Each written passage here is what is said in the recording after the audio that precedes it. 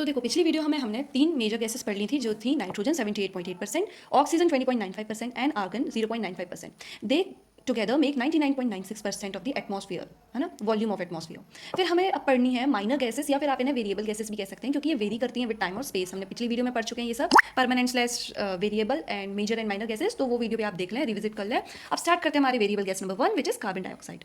तो ये गैस कैसे क्रिएट होती है? Combustion of carbon and organic molecule से, समझ में आई। और नेचुरली अकरिंग है ये, है ना। तो नेचुरली अकरिंग कैसे, मतलब वोल्केनिज्म में याद करो आप, स्टेज 2 में जब हम एवोल्यूशन पढ़ रहे थे अर्थ का, तो हमने पढ़ा था कि ये गैस डी गैसिंग के टाइम पे भी निकली थी और इसका रेसिडेंस टाइम है 150 year which is a long time. इसलिए कई बार ना कई जगह इसको परमानेंट गैसेस में भी काउंट करते हैं just because of their it's constituency, है ना, कि बहुत कंस्टेंट रहती है।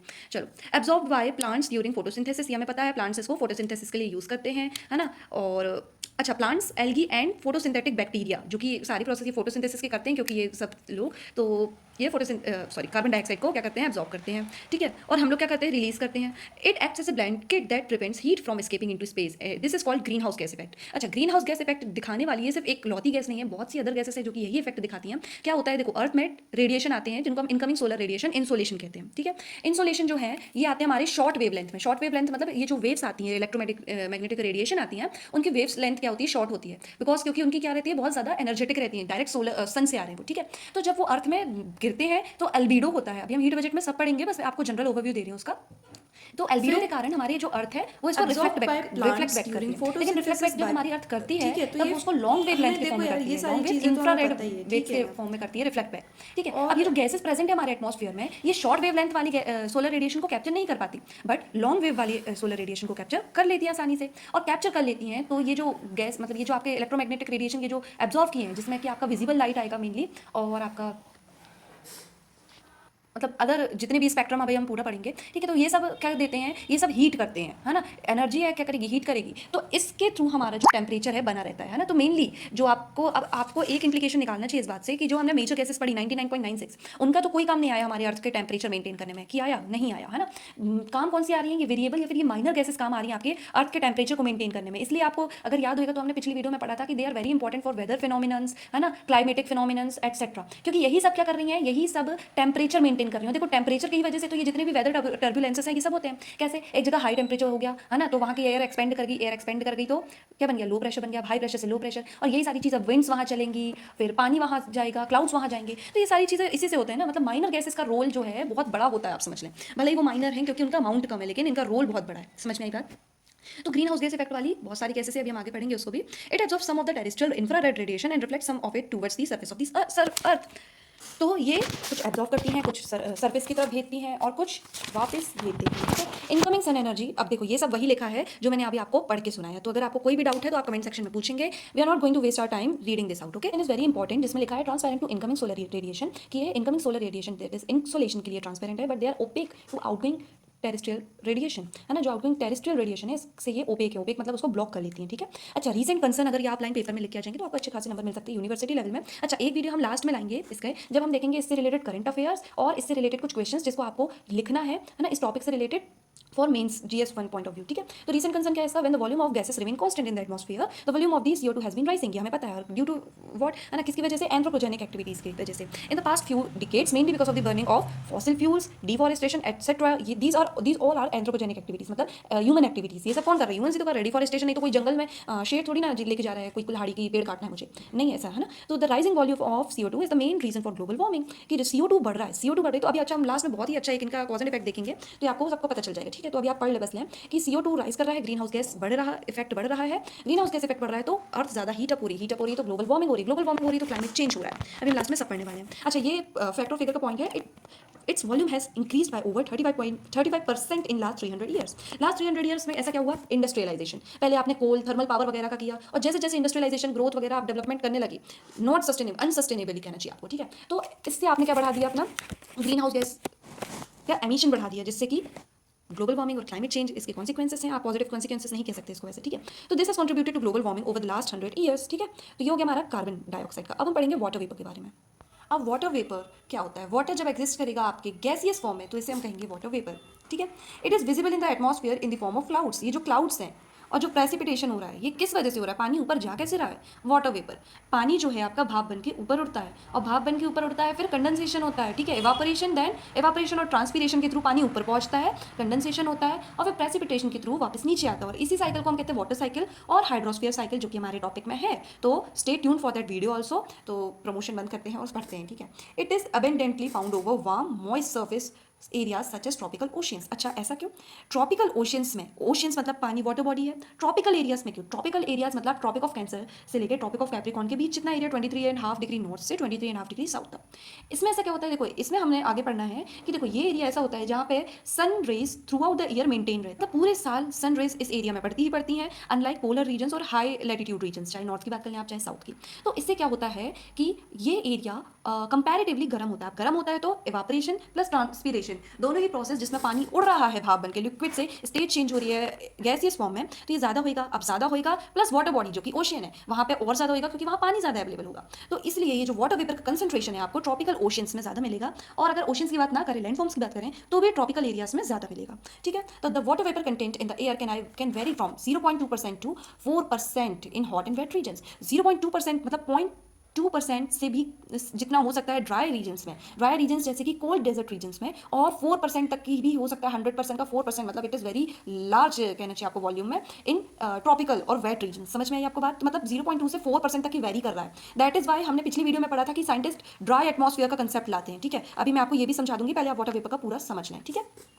तो ये सोर्स है of all clouds and precipitation का, ऑल टाइप्स ऑफ प्रेसिपिटेशन, चाहे आप स्नो, स्लीट, वाटर, मतलब रेन, ड्रिजल, जिसकी भी बात कर लें, वो एक फॉर्म होता है पानी का ही। और पानी किससे आता है, ऊपर कैसे पहुंचता है, वाटर वेपर के थ्रू ही। समझ में आई आपको बात? फिर water vapour plays an important role in the water cycle, क्योंकि पहले तो पानी को ऊपर उड़ना पड़ेगा ना, पहले आपको चढ़ना तो पड़ेगा साइकिल में, तब ना साइकिल स्टार्ट होगी। तो ये मतलब एग्जाम्पल है, समझ लो आप यही, ठीक है। It absorb some heat radiated from the earth surface and preserves it. ये वाला पॉइंट बहुत इंपॉर्टेंट है।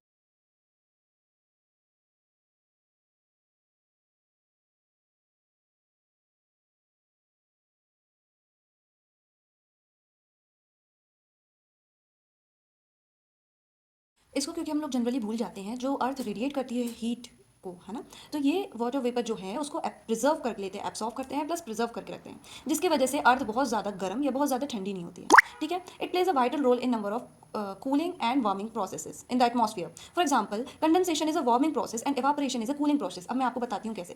कंडेंसेशन में क्या होता है, वाटर वेपर आपका जो है, जो एयर में मौजूद है, वो लिक्विड वाटर बनेगा। अब देखो कभी भी अगर आपको सॉलिड, अच्छा देखो, कोई सॉलिड को अगर आपको लिक्विड बनाना है तो आप उसको गर्म करेंगे, कोई लिक्विड को अगर आपको गैस बनाना है तो उसको आप क्या करेंगे, गर्म करेंगे, है ना। और वहीं अगर आपको किसी गैस को लिक्विड बनाना है तो आप उसे क्या करेंगे, ठंडा करेंगे। किसी लिक्विड को सॉलिड बनाओगे तो ठंडा करोगे। तो अब आपको, आई होप आपको समझ में आ गया होगा कि वार्मिंग प्रोसेस और कूलिंग प्रोसेस क्या होती है, ठीक है। अब कंडेंसेशन में मेनली होता क्या है, देखो कंडेंसेशन में मेनली क्या होता है कि ये जो गैस है वो क्या बनती है, वो बनती है आपकी लिक्विड। अब गैस को लिक्विड बनाना है तो क्या करना पड़ेगा, सिंपल सा दिमाग लगाओ, अगर हम गैस को और गर्म कर देंगे तो वो तो और ज़्यादा क्या हो जाएगा, गैसियस बन जाएगा। तो ये तो हमें करना नहीं है, ये स्टेट में तो हमें जाना नहीं है, प्लाज्मा स्टेट में। तो हमने क्या करना है, गैस को क्या करना पड़ेगा, गर्म करना पड़ेगा। समझ में आ रही है आपको बात? तो देखो क्या लिखा है आपकी बुक में, लिखा है पेज नंबर 79 में, this happens when water vapour is cooled to dew point temperature. Water vapour को हमें क्या करना पड़ेगा, कूल करना पड़ेगा। समझ में आ रही बात? उसके ड्यू पॉइंट टेम्परेचर ठीक है। तो ड्यू पॉइंट टेम्परेचर एक ऐसा टेम्परेचर होता है जब, मतलब आप कह रहे हैं कि जब कंडेंसेशन होने लगता है, ठीक है, मतलब ये जो गैस है वो लिक्विड में बदल जाते हैं। तो गैस को आपको कहाँ तक ही ठंडा करना पड़ेगा, ड्यू पॉइंट तक ही ठंडा करना पड़ेगा, ठीक है। अब ये वार्मिंग प्रोसेस क्यों है, इसमें तो क्या करना पड़ रहा है, ठंडा करना पड़ रहा है, लेकिन इसको वार्मिंग प्रोसेस इसलिए बोलते हैं क्योंकि एयर को ठंडे करने के लिए heat is release into the atmosphere, heat release करेंगे एटमॉस्फेयर में। तो हम ये जो हीटिंग प्रोसेस या कूलिंग प्रोसेस बोल रहे हैं, ये एटमॉस्फेयर के रिस्पेक्ट में बोल रहे हैं, ठीक है। It plays a vital role in a number of cooling and warming process in the atmosphere. तो जब पानी को हमें क्या करना है, ठंडा करना है, तो हीट को हमने छोड़ना पड़ेगा, और हीट छोड़ेंगे तो ये क्या होगी, प्रोसेस कौन सी प्रोसेस होगी, वार्मिंग प्रोसेस होगी। समझ में आ रही है आपको बात? और एवापोरेशन को देखो, evaporation is the process by which liquid water turns into gas, liquid से गैस बनेगा। अब लिक्विड से अगर हमें गैस बनाना है तो हमें क्या करना पड़ेगा, गर्म करना पड़ेगा पानी को, है ना। अब पानी को जब गर्म करना पड़ेगा तो सराउंडिंग एयर की जो हीट है वो रिमूव होगी, कैसे, क्योंकि वो यूज होगी पानी को गर्म करने में, है ना। अब आई हो आपको ये क्लिक हुआ होगा एकदम से। देखो जब आप एवापोरेशन पढ़ो, पहले देखो ये पानी है, पानी से आपने क्या बनाना है, भाप बनाना है, तो पानी को आपने गर्म करना पड़ेगा। गर्म कैसे करोगे, जो एटमॉस्फेयर की हीट है वो यूज होगी किसमें, स्टेट चेंज करने में, ठीक है। स्टेट चेंज हुआ तो ये जो हीट थी एटमॉस्फेयर की वो किसमें यूज हो गई, पानी को गर्म करने में यूज हो गई, और वो क्या बन गया, भाप बन गया। समझ में आई आपको बात? अब भाप बन गया तो अब हमें कंडेंसेशन करवाना है, मतलब कि भाप को लिक्विड बनाना है। तो हमने क्या करना पड़ेगा, ये जो भाप है उसका टेम्परेचर गिराना पड़ेगा। अब टेम्परेचर गिराना पड़ेगा तो इसका मतलब क्या है, जो उसमें जो लेटेंट हीट एब्जॉर्ब्ड है जो आपके वाटर वेपर में, उसको रिलीज होना पड़ेगा। लेटेंट हीट रिलीज हो रही है, हीट रिलीज हो रही है। अब हीट देखो, इवापोरेशन में लेटेंट हीट क्या हुई, एब्जॉर्ब हुई। कंडेंसेशन में लेटेंट हीट क्या होगी, रिलीज होगी। अब लेटेंट हीट एब्जॉर्ब मतलब हीट कम, मतलब कूलिंग प्रोसेस, और लेटेंट हीट रिलीज मतलब हीट ज़्यादा, मतलब वार्मिंग प्रोसेस। ठीक है, अब भी नहीं समझ में आया तो आप लोग अलग वीडियो बना लेंगे, टेंशन नहीं लेना है। समझ में आई आपको बात? तो देखो और क्या लिखा है हमारी कॉपी में, it is invisible to human eye. ऐसे ऐसे आप कुछ पॉइंट्स लिख सकते हैं। ठीक है, वाटर कहाँ कहाँ से एवापोरेट होता है, मतलब इसके सोर्सेज क्या क्या है एवापोरेशन के, ओशियंस, लेक्स, रिवर और अदर वाटर बॉडीज। ठीक है, और water vapour is also formed from transpiration. ठीक है, वाटर वेपर के दो सोर्सेज है, एक तो एवापोरेशन और एक तो ट्रांसपीरेशन। ट्रांसपीरेशन एक सक्शनल पुल होता है इन प्लांट्स, ट्रीज, है ना, जिसमें क्या होता है, उनके मतलब पानी जो है लूज होता है, उनके वाटर लूज होता है। ठीक है, थ्रू देयर लीव्स, है ना, वगैरह वगैरह। ठीक है, तो temperature, humidity and other environment condition में all influence the amount of water vapour in the atmosphere. अब इसको कैसे आप एक्सप्लेन करोगे, टेम्परेचर ज़्यादा है तो हीटिंग ज़्यादा होगी, हीटिंग ज़्यादा हो रही है तो एवापोरेशन ज़्यादा होगा, मतलब कि एवापोरेशन और ट्रांसपीरेशन ज़्यादा होगा। इसको दोनों को हम एवापो ट्रांसपीरेशन कहते हैं एक साथ। तो ये ज़्यादा होगा तो वाटर वेपर की क्वांटिटी भी ज़्यादा होगी। ठीक है, ह्यूमिडिटी, ह्यूमिडिटी मतलब होता है amount of water vapour present in the atmosphere. तो ह्यूमिडिटी ज़्यादा है मतलब वाटर वेपर भी ज़्यादा है। और अदर एनवायरमेंट कंडीशंस, अलग अलग कंडीशन मान लिया आप, है ना, जैसे अगर मान लो आप ड्राई रीजन है, कोई ड्राई रीजन में नहीं होएगा, है ना, तो ये सब इन्फ्लुएंस करते हैं amount of water vapour in the atmosphere. ठीक है, तो ये हमने देख लिया है। ठीक है, वाटर वेपर भी एक ग्रीन हाउस गैस की तरह एक्ट करती है, क्योंकि ये स्टोर करती है और रिलीज करती है लेटेंट हीट, है ना। ग्रीन हाउस गैसेस का काम क्या है, स्टोर करके रखना, है ना, प्रिजर्व करके रखना हीट को। तो वाटर वेपर भी एक latent heat, sorry, green house gas है, और ये ग्रीन हाउस गैस इफेक्ट दिखाती है। ये बात भूलना नहीं है आपको, बहुत इंपॉर्टेंट है, क्योंकि हम भूल जाते हैं जनरली वाटर वेपर वाली चीज़ को। ठीक है, सो अच्छा, ये बात और ध्यान रखना, water vapour is a green house gas but does not have global warming potential. Green house gas तो है ये, तो अब आप तो डर गए, यार वाटर वेपर भी नहीं होना चाहिए, मतलब ओशन को खाली करो क्योंकि जितना ओशन होगा जितना, ये सब नहीं। ग्रीन हाउस गैस इफेक्ट है, ग्रीन हाउस गैस है ये, लेकिन इसके अंदर पोटेंशियल नहीं है फॉर ग्लोबल वार्मिंग। ऐसा क्यों? क्योंकि देखो इसका रेजिडेंट टाइम बहुत कम होता है, रेजिडेंस टाइम, है ना। वाटर साइकिल में जल्दी से ये तब्दील हो जाएगी, कंडेंस्ड हो गई है तो प्रेसिपिटेशन होने लगेगा, तो वापस से नीचे आ जाएगी। ठीक है, because since it is a part of water cycle, this despite being a green house gas, it does not possess वो ग्लोबल वार्मिंग पोटेंशियल। अब ये यहाँ बहुत इंपॉर्टेंट है आपके समझने के पॉइंट ऑफ व्यू से। इसमें लिखा है water vapour also contributes to the stability and instability in the air. Stability and instability in the air का मतलब क्या होता है, देखो टर्ब्यूलेंसेस, है ना, जो वेदर फिनोमिनन्स है, उसमें वाटर वेपर का एक बहुत बड़ा पार्ट है। वो कैसे, वाटर वेपर जब राइज करेगा, है ना, और कूल होएगा तो क्या बनेगा, कंडेंसेशन बनेगा। कंडेंसेशन होएगा तो लेटेंट हीट क्या होगी, रिलीज होगी, अभी हमने पढ़ा था। ठीक है, तो ये जो वर्टिकल अपलिफ्टमेंट हो रहा है ये इंस्टेबिलिटी कॉज कर रहा है, मतलब कि ये जो वर्टिकल मतलब आपको कहना चाहिए कि स्टेबिलिटी में ये क्या डाल रहा है, इंस्टेबिलिटी डाल रहा है, अपलिफ्टमेंट हो रहा है। समझ में आ रही है आपको बात? और ये इंस्टेबिलिटी किस में रिलीज होगी, क्लाउड्स वगैरह, थंडरस्टॉर्म्स वगैरह में। अब स्टेबिलिटी, इंस्टेबिलिटी का तो देख लिया। स्टेबिलिटी देखो, water vapour near surface absorbs and retain heat, कि ये इंस्टेबिलिटी कैसे करता है, क्लाउड्स वगैरह, थंडरस्टॉर्म्स वगैरह फॉर्म करके। ठीक है, और स्टेबिलिटी जो कि सर्फेस के पास वाटर होता है वो एब्जॉर्ब और रिटेन करके रखता है लेटेंट हीट को। अब लेटेंट हीट को कर रहा है तो एम्बिएंट टेम्परेचर मेंटेन करके रखेगा। समझ में आई आपको बात? तो ये हीट बजट में भी इसका बहुत बड़ा रोल है। ठीक है, वाटर साइकिल में बहुत बड़ा रोल है, मतलब बहुत ज़्यादा इंपॉर्टेंट है, आपको कहना चाहिए वाटर वेपर का। ठीक है, it thus acts like a blanket allowing the earth neither to become too cold not to become too hot. अच्छा, वेरिएशन होता है, लैटीट्यूड के साथ वेरिएशन होता है। लैटीट्यूड के साथ वेरिएशन मतलब जैसे जैसे हम इक्वेटर से पोलवर्ड्स जाएंगे, चाहे हम नॉर्थ पोल से जाएं या साउथ पोल में जाएं, वैसे वैसे वाटर वेपर की मात्रा कम होती जाती है। ऐसा क्यों? क्योंकि वही गर्मी वाला फैक्टर, जितना ज़्यादा गर्म उतना ज़्यादा वाटर वेपर। ठीक है, इसलिए आप किसी कोस्टल एरिया में भी जाना तो वहाँ नमी बहुत होगी। देखना, जब हम लोग जगन्नाथपुरी गए थे तो वहाँ ना कपड़े ही बड़े मुश्किल से सूखते थे। ऐसा क्यों होता था? क्योंकि नमी बहुत रहती थी, ह्यूमिडिटी बहुत रहती थी, और वो क्यों होती थी? क्योंकि वो गर्म ही रीजन है, गर्म रीजन है, प्लस एक तो कोस्टल रीजन है, तो वहाँ पे मतलब पानी तो मिल रहा है, और भरपूर गर्मी में भी गए थे हम लोग, तो गर्मी भी भरपूर मिल रही है, तो क्या हो रहा है, वाटर वेपर बन रहा है, वाटर वेपर नमी हो रही है। ठीक है, चिपचिपी सी गर्मी जैसे हम कहते हैं। फिर एल्टीट्यूडनल वेरिएशन भी होता है, एक तो लैटीट्यूडनल अलग, लैटीट्यूड्स के साथ एल्टीट्यूडनल अलग। एल्टीट्यूडनल मतलब अपनी हाइट के साथ, जैसे जैसे आपका एल्टीट्यूड या फिर आपकी हाइट बढ़ती जाएगी आपकी नई जगह की, वैसे वैसे हमारा वाटर वेपर कम होते जाएगा।